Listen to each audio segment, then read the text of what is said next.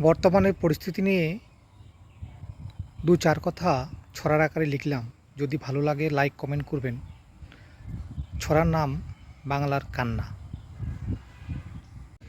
বাংলা আজকে ডুকুরে কাঁদছে, রবীন্দ্রনাথ, বিবেকানন্দ, রামকৃষ্ণের বাংলা আজ কোথায় গিয়ে নেমেছে। পুনর্জন্ম হইলে তারাও আজ লজ্জিত হইবেন। বিশ্বের দরবারে ছিল যেই মান, হীরক রাজা রানীরা করে দিয়েছে খান খান। চুরি, ধর্ষণ আর এক বিশেষ সম্প্রদায়ের সন্ত্রাস কায়েম করে রেখেছে। আমলা থেকে বুদ্ধিজীবী নিচে নামানোর তারাই তো মূল চক্রী। লুটে নেওয়া খাদকদের সঙ্গে থেকে নীরবতা পালন করছে।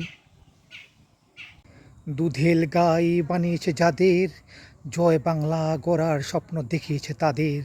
বাংলার মানচিত্র পাল্টানোর খেলায় মেতেছে। বাংলার ভবিষ্যৎ তৈরি হবে যারা, কর্মের অনিশ্চয়তায় ভুগছে তারা। হীরক রাজা রানীদের দূরদর্শিতা ও যোগ্যতার অভাব এর জন্য দায়ী। নমস্কার।